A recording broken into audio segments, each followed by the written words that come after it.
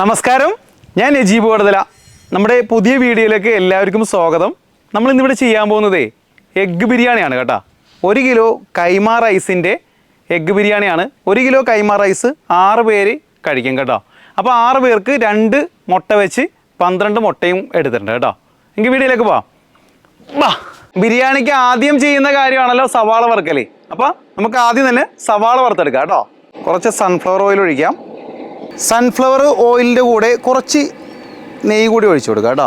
അപ്പോൾ സവാള വറുക്കുന്നതിന് ടേസ്റ്റ് കൂടുവേ. വറുക്കാനായിട്ട് ഞാൻ 2 സവാളയാണ് കേട്ടോ അരിഞ്ഞെടുത്തേക്കുന്നത്.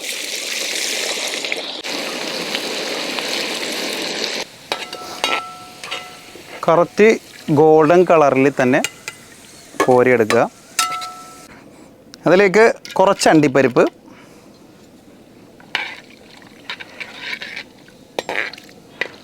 ഒരു 30 ഗ്രാം അണ്ടിപ്പരിപ്പ് എടുത്തുണ്ട് കേട്ടോ. 30 ഗ്രാം കിസ്മിസ് കൂടി ഇട്ടിട്ടുണ്ട്.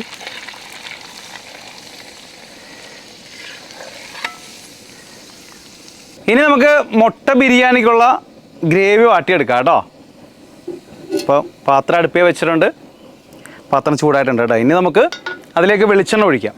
ഒരു 100 ഗ്രാം വെളിച്ചെണ്ണ ഒഴിക്കാവേ. അതിലേക്ക് 1.5 ടേബിൾ സ്പൂൺ ഇഞ്ചി ചതച്ചത്, 2 ടേബിൾ സ്പൂൺ വെളുത്തുള്ളി ചതച്ചത് കേട്ടോ.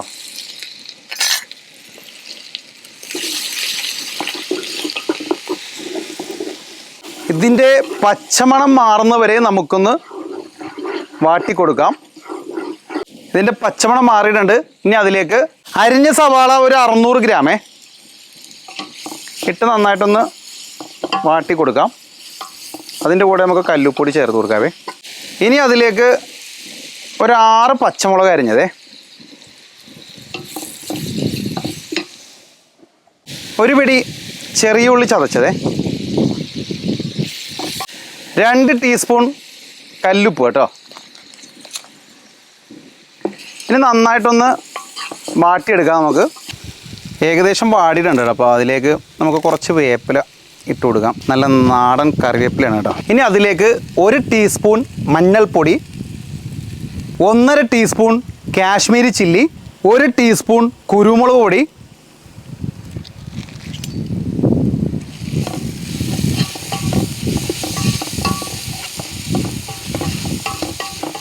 പൊടി ഇട്ടതിന് ശേഷം നമുക്കിനി ഇതിലേക്ക് ഒരു 3 തക്കാളി അരിഞ്ഞതും ലേശം മല്ലിയും പുതിനയും അരിഞ്ഞത് കേട്ടോ. അപ്പോൾ അത്യാവശ്യം എല്ലാം വാടിയിട്ടുണ്ട് കേട്ടോ. ഇനി അതിലേക്ക് നമുക്ക് വറുത്ത് വെച്ചിരിക്കുന്ന സവാളയുടെ പകുതി കേട്ടോ.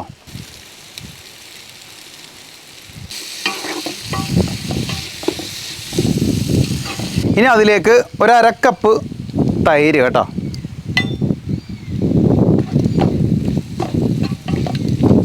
തൈരിന് ലേശം പുളിയുണ്ട്, അതുകൊണ്ട് മസാലക്ക് കറക്റ്റ് പുളി ഉണ്ടാകും കേട്ടോ. നമുക്കതിന് പ്രത്യേക നാരങ്ങ നീരിൻ്റെ ആവശ്യമില്ല കേട്ടോ.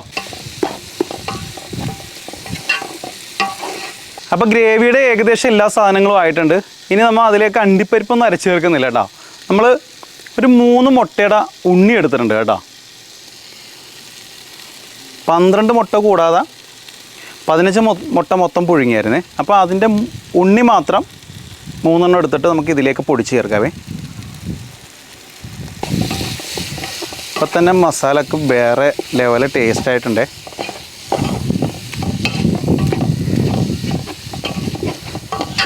ആഹാ, പൊളപ്പം സാധനം. മസാലക്ക് അവസാനമായിട്ട് നമുക്കൊരു 1.5 ടീസ്പൂൺ ഗരം മസാലപ്പൊടി കൂടി ചേർത്തിട്ടുണ്ട് കേട്ടോ. അങ്ങനെ മസാല സെറ്റായിട്ടുണ്ട്. ഇനി നമ്മൾ മസാലയുടെ തീ ഓഫ് ചെയ്യണേ. ഇനി അടുത്ത പരിപാടിയേ, നമ്മൾ 12 മുട്ട എടുത്തിട്ടുണ്ടല്ലോ, ആ മുട്ട എണ്ണയിൽ പൊരിച്ചിട്ട് അതിലേക്ക് ഇടിയാണ്. നമ്മൾ ഓൾറെഡി സവാള വറുത്ത എണ്ണയിലാണ് പൊരിക്കുന്നത്. അപ്പോൾ ചോറിനുള്ള എണ്ണ മാറ്റി വെച്ചിട്ട് ബാക്കിയുള്ള എണ്ണയിൽ ഈ മുട്ട പൊരിച്ചിടണം.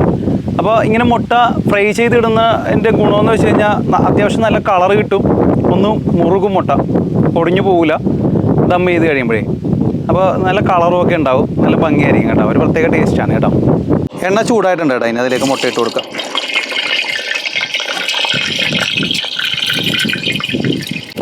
ഇച്ചിരി ഡാർക്ക് കളർ വരെ വെക്കാവേ. ഈ കളറും ഓക്കെ, ഈ കളർ മതി.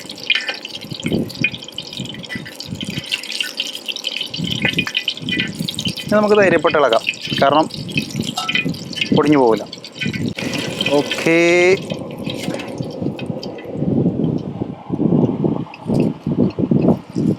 എനിക്ക് നമുക്ക് ധൈര്യപ്പെട്ട് മസാലയിലിട്ട് ഇളക്കാം കേട്ടോ മുട്ട.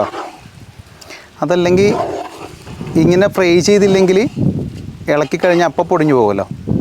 അപ്പോൾ ഇതിന് ധൈര്യപ്പെട്ട് ഇളക്കി സെറ്റ് ചെയ്ത് വയ്ക്കാം. അപ്പം മസാലയുടെയൊക്കെ പരിപാടി കഴിഞ്ഞു കേട്ടോ. ഇനി നമുക്ക് റൈസാണ് ഉണ്ടാക്കേണ്ടത്. ഞാൻ ഇവിടെ കുക്കറിലാണ് കേട്ടോ റൈസ് ഉണ്ടാക്കുന്നത്. നിങ്ങൾക്ക് സുഖമായിട്ട് ഉണ്ടാക്കാമല്ലോ വീടുകളിൽ. അപ്പോൾ നമുക്ക് കറക്റ്റ് അതിൻ്റെ വെള്ളവും കാര്യങ്ങളൊക്കെ പറഞ്ഞുതരാം കേട്ടോ. അപ്പോൾ 1 ഗ്ലാസ് അരിക്ക് 1.25 ഗ്ലാസ് വെള്ളം വെച്ച് 4 ഗ്ലാസ് അരിക്ക് 5 ഗ്ലാസ് വെള്ളമാണ് ചേർക്കേണ്ടത്. ഞാനിവിടെ ഒരു 6 ഗ്ലാസ് വെള്ളം ചേർത്തിട്ടുണ്ട്. 1 ഗ്ലാസ് വെള്ളം നമ്മൾ മസാലയ്ക്ക് വേണ്ടിയാണ് കേട്ടോ. അപ്പോൾ റൈസ് വേവിക്കാൻ 1.25 വെച്ച് 5 ഗ്ലാസ് മതി കേട്ടോ. ഒരു 1/4 കപ്പ് നെയ്യ് കേട്ടോ, ഒരു 60 ഗ്രാം നെയ്യ് വരുവേ. 1 കിലോ കൈമ റൈസിന് നമുക്കൊരു 1/2 കപ്പ് സൺഫ്ലവർ ഓയിൽ കേട്ടോ, 2 ടീസ്പൂൺ കല്ലുപ്പ് കേട്ടോ. ഇനി അതിലേക്ക് ഒരു ബേ ലീഫ്, ഒരു 5 ഏലക്ക, 3-4 ചെറിയ കഷ്ണം പട്ട, ഒരു തക്കോലം, 3-5 ഗ്രാമ്പു, ലേശം പെരിഞ്ജീരകം, ഇച്ചിരി സാജീരകം കേട്ടോ. അപ്പോൾ മൊത്തം ഗരം മസാല ഉണ്ട് കേട്ടോ ഇതിൽ. കൈമ റൈസേ ഞാനൊരു അരമണിക്കൂർ മുന്നേ കഴുകി വെള്ളത്തിൽ കുതിർത്താനിട്ടേക്കണതാണ് കേട്ടോ. അരമണിക്കൂർ ഇപ്പോൾ കുതിർന്നിട്ടുണ്ട്. ഇനി ഇത് വാരി എടുത്തിട്ട് നമുക്ക് വെള്ളം തിളക്കാറായി, അതിലേക്ക് ഇടാം കേട്ടോ. അപ്പോൾ വെള്ളം തിളച്ചിട്ടുണ്ട്. നമ്മൾ 1 ഗ്ലാസ് വെള്ളം കൂടുതലാണ് വെച്ചേക്കണം. 6 ഗ്ലാസ് വെള്ളം ഒഴിച്ചിട്ടുണ്ട്.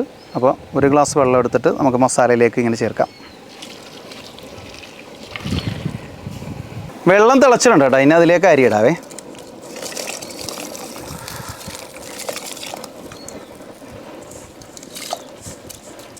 നന്നായിട്ടൊന്ന് ഇളക്കി കൊടുത്തിട്ട് കുക്കറിൻ്റെ മൂടി ഇനി അടച്ചു വയ്ക്കുക കേട്ടോ. അങ്ങനെ കുക്കറിൻ്റെ മൂടി അടച്ചു വെച്ചിട്ടുണ്ട് കേട്ടോ. കറക്റ്റ് 1 വിസിൽ വന്നു കഴിയുമ്പോൾ നമുക്ക് തീ ഓഫ് ചെയ്യാം. എന്നിട്ട് കുക്കറിൻ്റെ ആവി പോയി കഴിഞ്ഞിട്ട് നമുക്ക് ദം ചെയ്യാം കേട്ടോ. നല്ല പെർഫെക്ഷൻ റൈസ് ആയിരിക്കും കേട്ടോ. 1 വിസിൽ വന്നിട്ടുണ്ട്, തീ ഓഫ് ചെയ്യണേ. കുക്കറിൻ്റെ ആവിയൊക്കെ പോയിട്ടുണ്ട്. അപ്പോൾ ഇനി നമുക്ക് ദമ്മ് ചെയ്യാം. അതിനു മുന്നേ നമുക്കൊന്ന് എസൻസ് സെറ്റാക്കി എടുക്കാം കേട്ടോ. പല ആൾക്കാരും നമ്മുടെ പല ബിരിയാണിയുടെ വീഡിയോ ചെയ്തിട്ടുണ്ടല്ലോ. അപ്പോൾ ഇങ്ങനെ ചോദിച്ചായിരുന്നു എസൻസ് ഏതാണ് നല്ലത് എന്നൊക്കെ. ഞാൻ ബുഷിൻ്റെ എസൻസ് ആണ് കേട്ടോ യൂസ് ചെയ്യുന്നത്. റോസ് വൈറ്റ് മാത്രമേ കൈമ റൈസിന് ആവശ്യമുള്ളൂ കേട്ടോ. അപ്പോൾ നമ്മൾ പാൽ ഒരു അര ഗ്ലാസ് പാലെടുത്തിട്ടുണ്ട് കേട്ടോ. 1 കിലോ റൈസിന് നമുക്ക് 1 ടീസ്പൂൺ മതി കേട്ടോ. ഈ പാലിൽ മിക്സ് ചെയ്യുക. ഇനി മസാലയുടെ അടുപ്പ് നമുക്കൊന്ന് കത്തിക്കാവേ. മസാല നന്നായിട്ട് തിളച്ചിട്ടുണ്ട് കേട്ടോ. ഇനി അതിലേക്ക് നമുക്ക് റൈസ് വെട്ടിയിടാവേ. ആഹാ,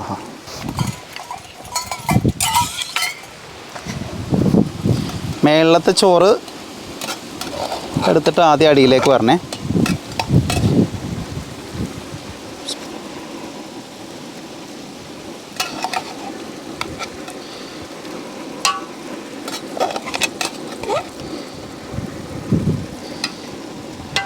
നല്ല പെർഫെക്ഷൻ റൈസാണ് കേട്ടോ.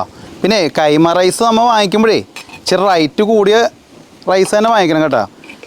ഡബിൾ ഓൾഡ് റൈസ് ഇപ്പോൾ ഏകദേശം 182 രൂപയൊക്കെയാണ് റേറ്റ്.